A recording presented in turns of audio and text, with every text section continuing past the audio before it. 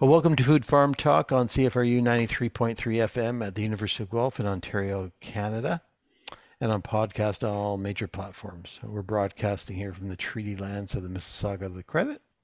I'm Paul Smith, a host of Food Farm Talk, and you can follow us on our podcast platforms and on social media accounts, and we appreciate that. Today we're talking with Mohamad Yaghi about the Royal Bank's recent report called a new ag deal, a 9-point plan for climate smart agriculture. As we all know, the Royal Bank of Canada, or RBC, is one of Canada's biggest banking and financial institutions. It has a big role in farm finance, which not everybody is aware of. And RBC has its own Climate Action Institute and a thought leadership program that sponsors interesting new ideas based research, some of which you may have heard of.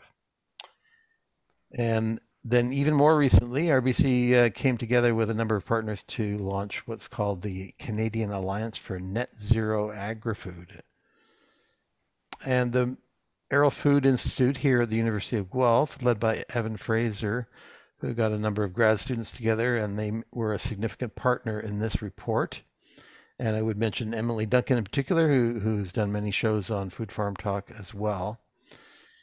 And it presents a lot of really interesting ideas about how to use innovative policies to help farmers reduce their climate impact and also adapt and build their resilience to climate change. So we're happy to have Mo here. He's the Agriculture and Climate Policy Lead for RBC, and for him to talk about this report. Mo and I met at a wonderful local food and culinary event out at Thatcher Farms in nearby Wellington County here on a nice sunny early October day. It's a little colder than it was then, but we can still talk about good food and agriculture today. Morning, Mo. How you doing? It's great to be here, Paul. I'm doing great. Thank you so much for inviting me. Great to be here.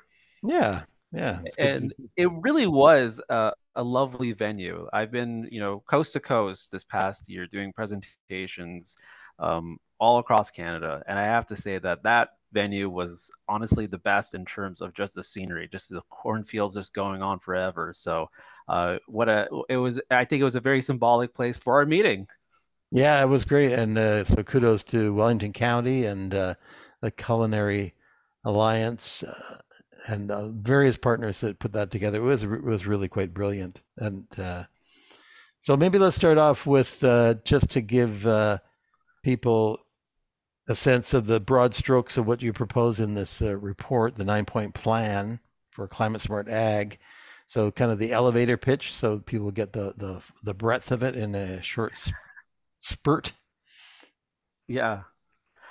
Yeah, absolutely. So this is actually the last report in the Next Green Revolution series that we've been publishing over the past year. This latest one, a new ag deal, reflects the ideas and policies needed in order to ensure Canadian agriculture continues being a global leader in climate smart agriculture, and continues being resilient amidst growing extreme weather events. Again, the report's called a new ag deal, a 9-point plan for climate smart agriculture, is a culmination over the past year of our efforts talking to over 500 producers across the country. And we gathered many of their thoughts and ideas and wanted to put together a plan of action for the country in order to take advantage of our lead, but continue growing the sector because it is so critical to Canada's economy. Yeah, absolutely. So RBC's done, as you've alluded to, a lot of work on agriculture and climate in the last number of years, and maybe we can talk about your particular role in it, what your background is a little bit, and the team that Yeah. you work with, and then I guess underlying all that is why RBC is embarked on this agenda. I actually oftentimes get that question, and I actually love it because it gives me the opportunity to A, start talking about myself, but then B, talk about RBC's role in Mm. all of this. So, just in terms of my own background, before joining RBC, I have a long history within the agriculture sector, selling fertilizers across the country, but also had my own ag tech startup called Raker. It Mm. was it was a technology-focused startup where we try to make energy-efficient farms. We had a little sensor that we put it onto, a circuit breaker. It was really cool. And in addition to that, my first job was selling agrochemicals across the Middle East. And my family still has a farm in Lebanon.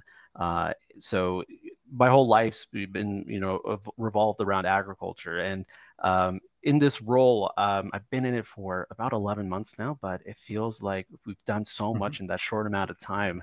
Mm. But what really drew me to RBC was its mission, and it's, beyond the bank. When we look at, you know, when RBC specifically looks at agriculture, there's three main things. The first one being, first off, it is imperative. Agriculture is imperative to the Canadian economy. If agriculture wins, Canada wins, and by effect, RBC wins. And it's so important to our economy because, first off, it exports over $92 billion of food globally to over 200 countries every year, which is critical to our balance of payments. Secondly, when we look at agriculture and in terms of what our national identity and how it's built, and I've had the honor of going coast to coast this year, talking to farmers in rural and urban communities, in a great way, seeing the farms that connect our cities together really weave together this Canadian identity, I believe.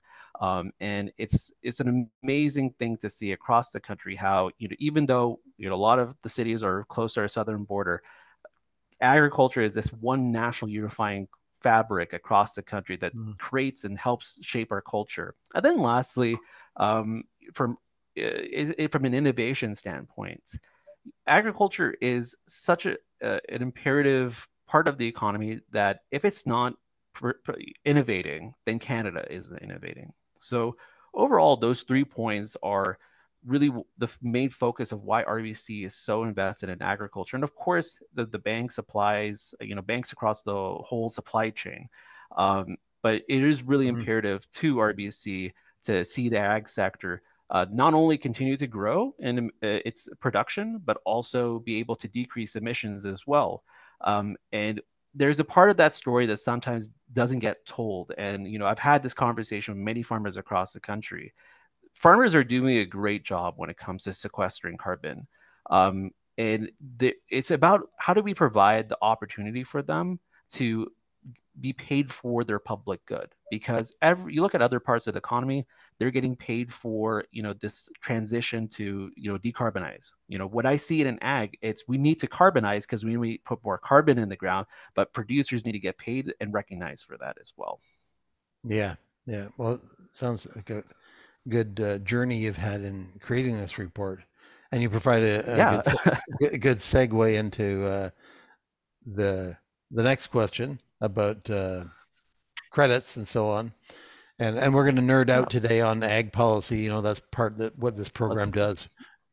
We're This both. is my favorite thing to do. I'm the Yes, only ag guy exactly. in the office, so this is like my therapy right now. That's great, actually. Yeah. So the report talks a lot about carbon credits in agriculture and how to make Yes. them happen. And as you know, Yes. carbon credits have not really taken off in Canada like they may have in a few other places anyway. And they have many detractors for a bunch of reasons. So maybe you can describe why you emphasize those carbon credits and the benefits you see for that kind of approach. Yeah. I'm going to start off by, just telling everyone about an interesting data point I saw the other day. When I looked at this recent Statistics Canada survey of so it's a business management survey that they conduct every quarter across the country to look at businesses and how they're performing environmentally. What I see is it's actually incredible. When we look at agriculture and what the producers across this country are doing in terms of carbon sequestration as a business activity, they are performing it at 3 times more than any other sector of the economy. When we look at green processes, they're performing more in terms of green processes than anybody. The so those are like the two like, main things that stand out. And what, from my conversations with producers across the country this year, what I've come to see is that, they're doing a lot of these services that are benefiting the environment. They're improving their soil health. Don't get me wrong, and it's great for economics for the farm. But that opportunity to get remunerated for that public good isn't there at the moment. And when we talk to farmers across the country, they don't really want to apply to another government program to get a subsidy or some funding. There are a few that want it, but they don't want to have it entirely from the government. They want to have more private opportunities in order to get remunerated for the public good. And when we look at the carbon offset and inset space, it's one of the most exciting spaces because producers can get paid for another commodity on their farm, which is carbon. Uh, Now, the thing that again, also what I see with this survey, and this came out after the report, but what we I saw as well was the two things prohibiting the sector from moving forward are as follows. Firstly, um, the in terms of the financing required in order to adopt more best management practices, let's say like cover crops or no tillage, 67% of farmers across the country indicate that there's a huge difficulty of getting that financing. It's not cheap. It's a hefty price tag for a practice that might decrease yields for a few years before returning back and becoming more economic. So there's a short-term risk. Hmm. And then secondly was out of any other sector of the economy, producers are most confused when it comes to metrics and how to measure that environmentally. What are the sustainability metrics? I'm going to keep calling it climate smart agriculture, just because I don't like the term regenerative agriculture, just because I think it's more of a philosophy. Climate smart really Mm. focuses on the Right. core practices that are increasing soil health and benefiting the farm.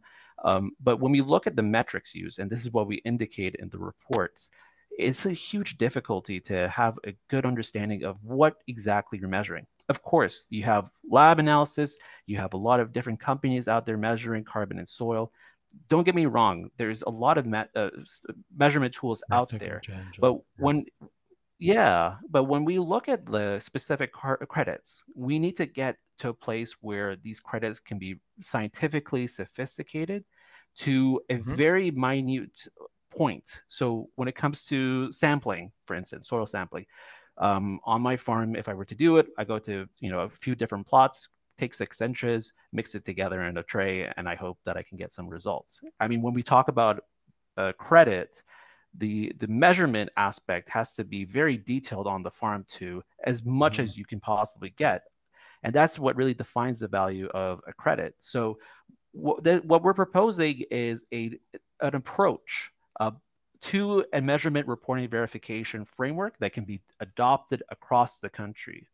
The challenge we're seeing right now is that there is a lack of um, there's a lack of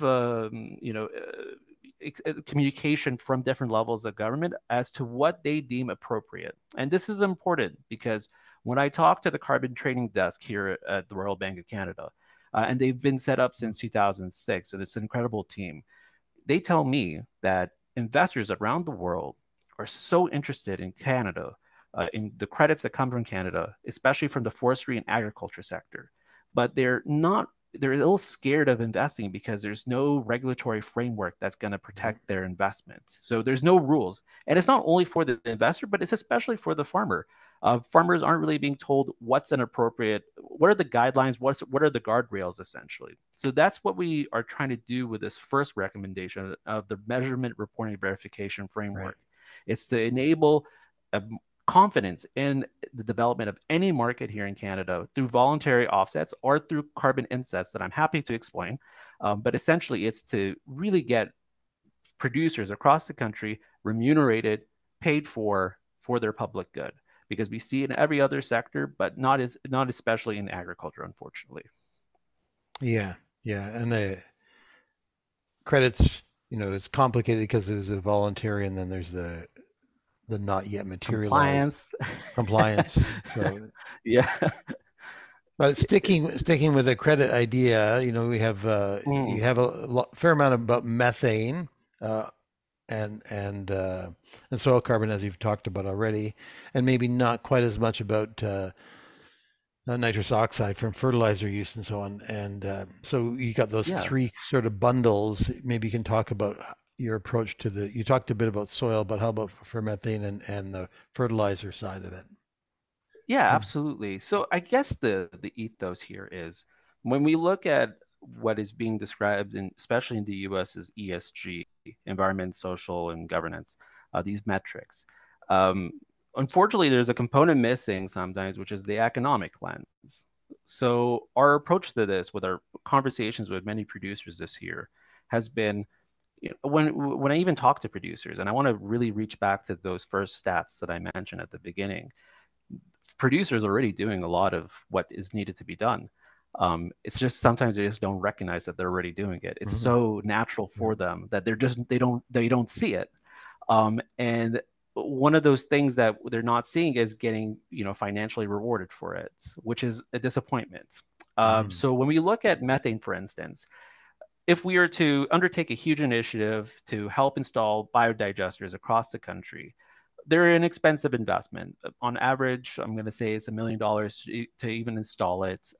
And in order to continue putting enough manure into it is another thing. But how do you make the economic case? What's the business case for producers? And the ethos of this paper also came from not only from our conversations with over 500 producers across the country, but it's also looking at what other countries around the world are doing. When we look at what's happening in the United States right now, they've invested $19.5 billion through the Inflation Reduction Act, Mm-hmm. which barely mentions any inflation. it's Yeah, focused on, it's focused climate. on a lot of different things, but barely any inflation. Mm. If talk about a Trojan horse, right? It sounds But good. it sounds good, right? Mm. But also looking at the farm bill as well that's being negotiated in the House there, it's $1.5 trillion. When we look at different countries, China, Australia, um, even the EU with its 7-year plan of 327 billion euros, just focus on sustainability in agriculture and promoting climate smart agricultural practices and rural development. When we look at Canada, Canada lags far behind on that, even though we are among the world leaders in sustainability. So when we looked at this report, again, there's no carrot. So what's the funding from government to help incentivize the adoption of different practices? There isn't really anything right now because we do lag major food exporters. Mhm. When we look at regulations, the stick, it's not really, we don't have that in Canada at the moment, and that's a whole different conversation. But when you Yes. look at the EU and why you see some progress, there's a lot of regulations there right now. Yeah. There's a huge conversation about how those regulations came about. It's not necessarily from the farmers, but and I think there is a lot of, even though you see adoption or different farming practices being adopted, it's not all for good. It's been impacted through a myriad of different factors outside of the farm, which is unfortunate. But when we look at Canada, what Canada really needs to do is look at the business case. How are we going to help producers make an economic case to increase their adoption of different climate smart agricultural practices? Because the short term risk is there. But the long term benefit is fantastic for producers. So it's like, how do we basically put a financial incentive in place to help producers get over that bump of like the first 2 years before Hmm. their land Yeah. revitalizes and is producing even more. So Yeah. that's how we really approached it at first. And when we looked at uh, carbon, I mentioned about carbon credits right now. When we look at methane, again, it's looking at these biodigesters and how do you make it economically feasible for producers? It's going to come through what we see in the country through an investment tax credit, like we're seeing through the Inflation Reduction Act in the US, for instance, or it's going to come through or it will come through a blend mandate, for instance. What we see in British Columbia and Quebec is a mandatory use of renewable natural gas, which usually comes from biodigesters, Right. in, to the grid. So producers are getting paid for that energy production. So Hmm. there's a market for them. So essentially, there is no market condition for them in large parts of the country right now to help them adopt these different initiatives. When we look at Yep. nitrous oxide, I'm going to answer the question now. I went across the It's country, around the controversial. world, and now when we look at nitrous oxide, we see a lot of progress with the 4R practices that are being adopted across the country, which is fantastic. We see NERP protocols getting adopted, again, fantastic. When I talked to a lot of farmers in Eastern Canada, they expressed a huge irritance to, the tariff on, for nitrogen fertilizer from Russia.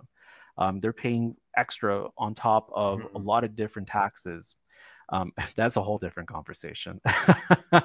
Indeed. But essentially, when we look at what's the best economic opportunity, we see a lot of really fantastic companies in rural regions of Canada that are developing some innovative solutions like biological solutions like biostimulants, biofertilizers, even innovative fertilizers. And what, basically, to reduce nitrous oxide, we need to increase crop health and increase how much nutrient crops can absorb. And sometimes that, the use of synthetic fertilizers over a number of years can increase soil erosion, unfortunately. But what we really wanted to emphasize here is we found this two-in-one solution where we can benefit producers across the country with access to more affordable fertilizers or use of fertilizers. But there's also these companies that are emerging in rural regions where they depend on being in rural regions because of the resources and the raw resources that are available to them. Mhm. So it was like a two-in-one solution where we could decrease nitrous oxide, but also increase and develop an economic case for rural regions as well, where biological solution companies, like especially biostimulant companies that use kelp, for instance, can benefit from this new approach. And we see around the world that biological solutions are being used. And I know there are, trust me, I've spoken to a lot of people in Western Canada. They're still trying to wrap their heads around the whole thing. But when I used to sell fertilizers, one community of huge interest was actually in Alberta. And these communities oftentimes used a lot of kelp in their farm production. It was surprising to me. And it's a really interesting story because it's just like I wouldn't expect them to use it.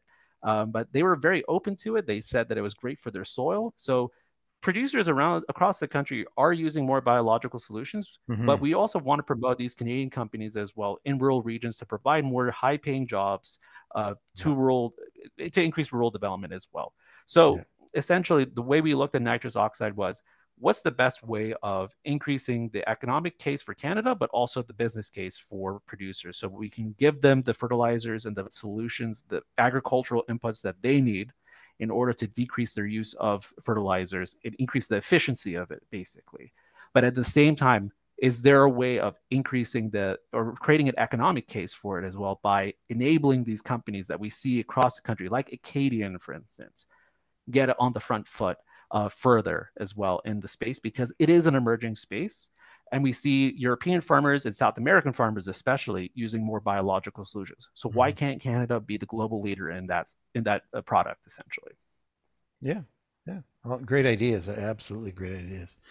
I want to pick up on one thing you were talking about there, and that is the relative spending on kind of climate smart programs Yeah. for producers in Canada, and this has come up in work that I've been doing as well. So, and maybe you can tell us more about how Canada compares to the U.S., Europe, and China and others in this area, because it's been pointed out.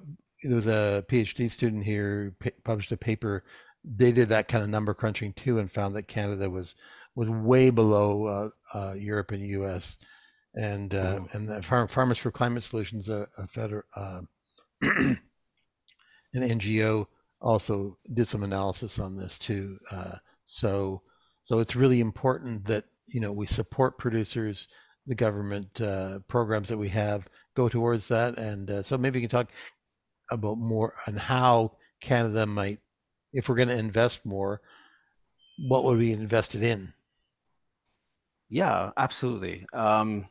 Fantastic question. And let's maybe step away and look at the economy as a whole. When we look at different sectors of the economy, We can look at new innovations that are coming about, like let's say electric vehicles, for instance. We can look at oil and gas. Every part of the economy needs a different incentive in order to reach the national emission goals that the government has set. So these are goals that have been signed on by the federal government at multiple conferences over the past couple of years, and them declaring that this is our goal by 2030. And they're mandating companies across the country to help them reach this goal. So when we look at agriculture, and this is one of my passionate points that I like to get to, because I I believe that when you look at national emissions, the story is oftentimes being told to producers across the country that their practices are contributing to emissions. What doesn't get told is the removal aspect of that whole story, which is how much are they actually sequestering, which is unfortunate because it's an easy win for the country. Producers across Canada are helping increase carbon sequestration. They're removing this carbon that is in our atmosphere back into the ground, that is contributing to healthier soils as well. Unfortunately, that story isn't being told at the moment. I think people, I hope that I'm singing to a lot of people's tune when I say this, because it is something that is like deep, something I truly believe in. Producers aren't getting recognized for that effort and how much they've been doing. And before this whole conversation of climate change, producers across the country have been doing it for decades. I mean, we look at no-till in Saskatchewan, for instance. We look at cover crops in Ontario. I mean, this has been going on since the very beginning, essentially. But when we look at the initiatives focused to help producers get over what I termed earlier of this short risk, of this little bump where yields might decrease because of a change in practice, there's not a lot of funding assistance there. Again, it's not all about funding, but it's really about, if we're going to continue to be global leaders, we have to look at it proportionally. So what we did is looked at funding from the United States, funding from the EU, China, and Australia as well, when it comes to, first off, total funding, or what we define proportion of farm revenue from governments, government programs. So it's any, like, let's say agri-stability, for instance, any sort of program farmers are a part of, how much do they get from the government? And what we see across the board is farmers in the US tend to get 12% of their revenue from the government. The EU is at 18%. China's at 16%, and then lastly, Australia's at 3%, while Canada's at 10%. So in terms of that ratio, you can see a little consistency. But when it comes to climate funding, that's where we see Canada truly lagging the rest of our peers at 0.5%, as opposed to the US's 1.7% and the EU's 1.8%. And I know I just threw out a lot of percents to your audience, but essentially what this is, what I'm trying to say here is, essentially, when we look at what the government wants farmers to do and what they say, there's not a lot of funding towards these programs. So especially for these climate smart initiatives, you can't expect producers across the country to just self-invest in these programs. They're not cheap, and there's a lot of risk to it. I mean, when we look at technology that's coming out today, and you want to finance a new piece of equipment, there's a risk to an attachment, for instance, being obsolete after 4 years because the technology keeps on growing. So there's a risk there to producers where they're purchasing a really expensive piece of machinery. They may not be able to sell on at an affordable price or a cost-effective price later on. There's that risk as well, where it's in terms of the practices on a farm. It may take 1 to 2 years to reach back to those previous yields and more. So the government has talked a lot about helping, or talking about, initiatives to increase climate efficiency, climate smart agriculture in Canada, but there's not a lot of programs to help with that assistance. And oftentimes these programs, from my experience, from what I've seen and spoke to producers about across the country, they have very short windows as well. You'll be notified that the program is going to be online tomorrow. So how do you plan for that, essentially? And I can list a few programs that happened recently. Yeah. And then there's an oversubscription of programs as well. So you may not know for a couple of months if you're getting that funding or not. But there's also, you need to do a lot of planning. So there's a whole array of different obstacles that producers are facing, Yeah. but they're not getting that funding, access to funding easily, and they're not even getting the funding itself to implement these practices. So that's what we try to do with this comparison, is to show, okay, Canada wants to be a leader in climate smart agriculture. Fantastic. And if the government but is the government really supporting it? We're not seeing that at the moment, which is Yeah. the part that distresses us. Because again, as a bank, we believe that agriculture is a pivotal part of our economy. And if agriculture isn't successful, we as a country aren't successful either. So that's how we try, that's what we looked at when we started Yeah. crunching the data, and we saw that Canada's lagging our peers. Yeah, it's good, and you hit on the program design part too, as well as the actual amount of money and how they're structured to, because Yeah. that's kind of leads to the other point about, kind of the early adopters, and you have some recommendations about that too, so that we know that innovative early adopters are the ones who start the process of, you know, popularizing new farm practices that are good for the environment or economy or both. And but then they often complain that they have to do that all on their own dime, and they don't, and the incentives are really directed at the people that come behind them, the later adopters. And so you talk about how to switch that around to harness the power of those innovative early adopters and help them create Yeah. more change, right?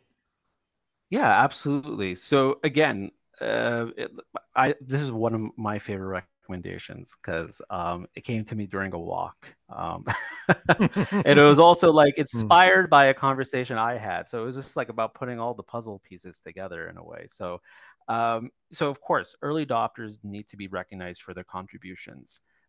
They've been doing a number of practices for a long time, and when we're talking about incentivizing new producers who are adopting new practices, a lot of early adopters, as you said, right now aren't getting those financial benefits, which is disappointing. But it's also, it could be a risk as well. Not saying that every farmer is going to go out and till their land, but there's a risk of that as well. So we don't want to send out the wrong incentive as well.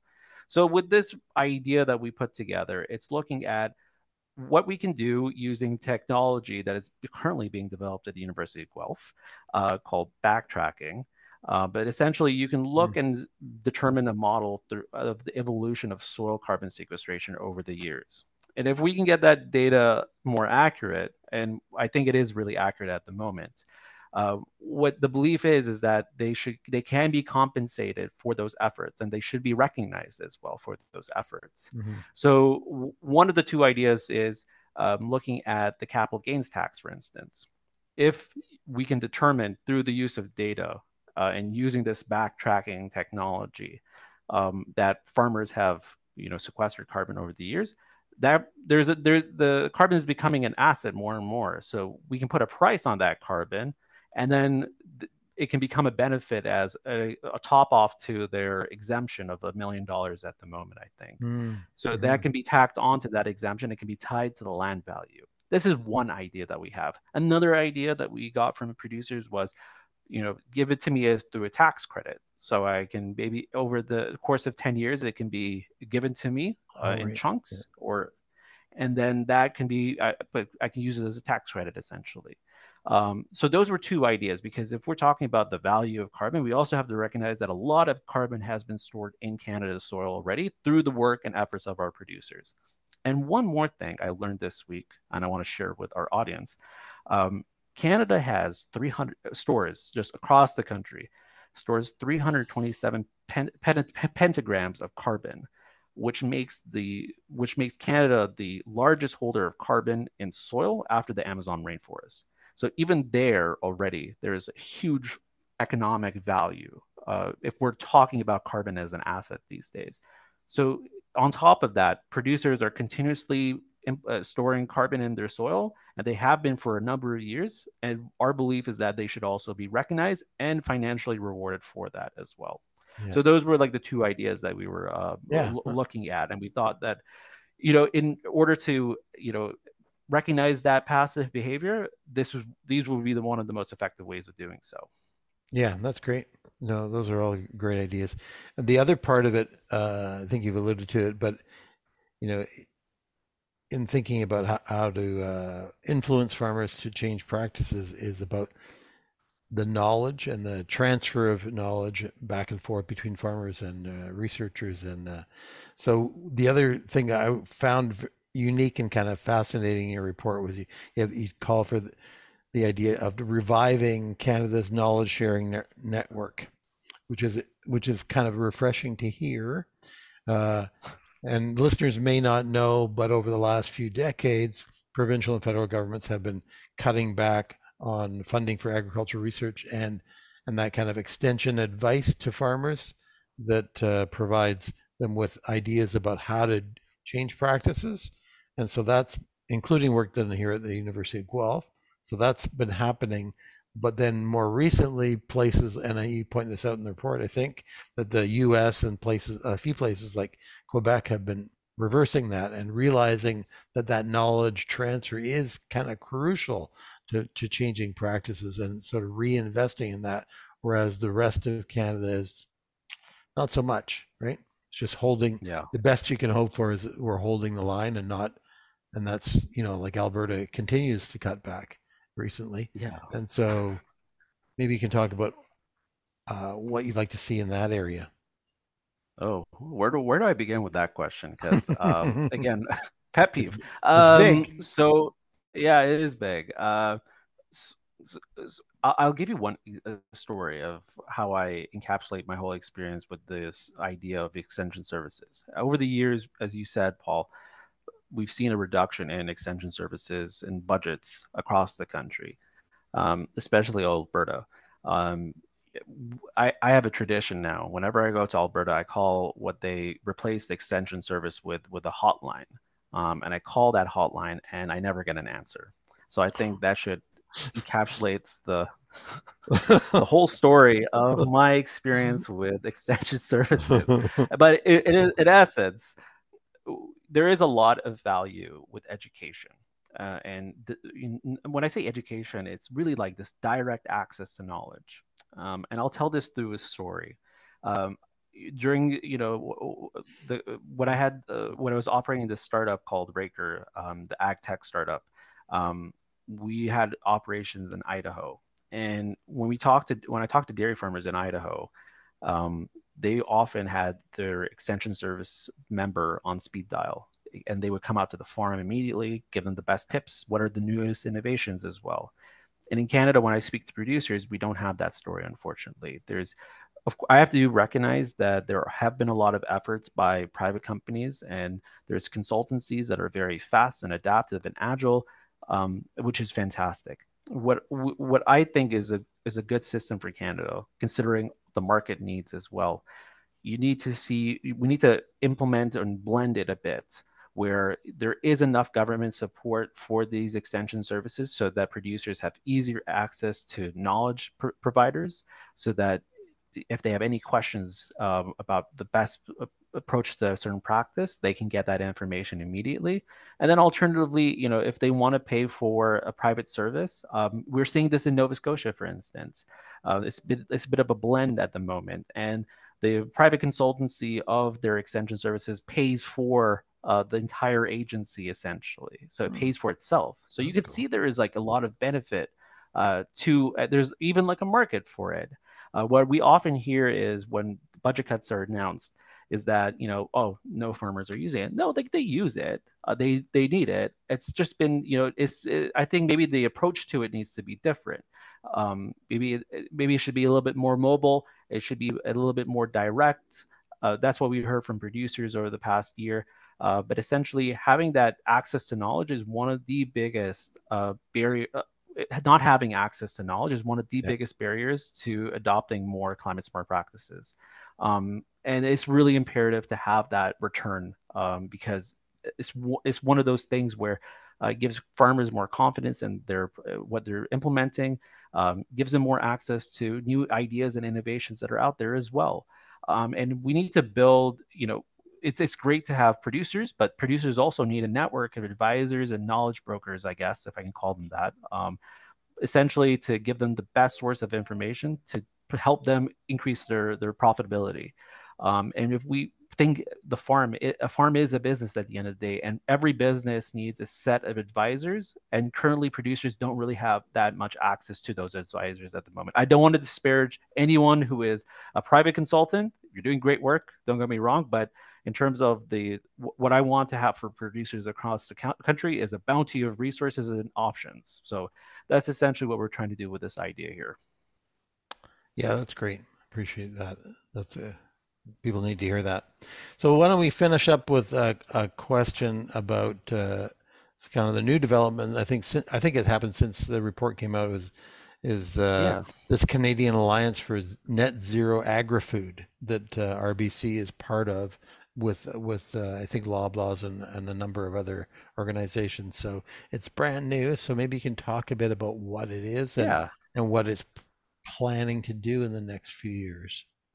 Absolutely. So, I had a few clients at the bank who are producers get scared when they saw this announcement, unfortunately. Yeah. But what we're really trying to do is we are trying to make sustainability profitable. We recognize the huge opportunity for producers to take advantage of the tool of what they have on their farm. We're trying to mechanize it. So, to point one of the MRV framework and to the methane solution that we have about biodigesters, we're trying to, with a series of allied companies that include, of course, RBC, Nutrien, McCain Foods, Maple Leaf Foods, Loblaws, and the Boston Consulting Group, with support from the Arrell Food Institute and Natural Step as well, and the University of Saskatchewan. We are trying to develop solutions that are going to make sustainability profitable and economical for producers across the country, because we are seeing too little action on a national level. So these companies came together, including RBC, to say we are going to put a plan in place in order to incentivize the sector to help them profit from sustainability, because there is a huge opportunity.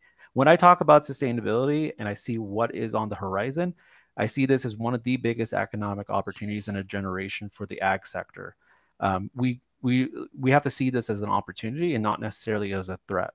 And even though I understand that the story that emerged was focusing on what producers aren't doing, like it's changing now. It's the story is really focusing, and some of my work, what I'm focusing on is focusing on what producers are doing, because they're doing so much and they have to be compensated for that as a public good as well. So Mhm. that's the mission of Kansa. It's to Okay. spur action throughout the supply chain. And we had a conference recently where a member of Nutrien very nicely put together on a stage a panel, and basically everyone from the supply chain was on that stage, from farmer to grocer.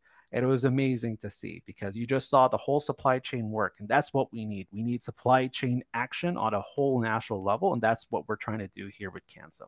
Yeah, that's great. Okay. Well, thanks, Mo. Thanks for coming on the show, and we My look forward. pleasure. Yeah, it's good. Good to be able to drill down into all this stuff and have a good Yeah, conversation about it. And we look forward to hearing more about absolutely. your future work with the Alliance and with RBC and so on, and keep stimulating people's thinking. And thanks to all the listeners on CFRU 93.3 FM in Guelph and on the podcast. And you can check out the links in our show notes and on social medias to find out more about Mo's work at RBC. And please tune in again next week and every week for another episode of Food Farm Talk. Thanks very much. Thanks, Mo. Thanks.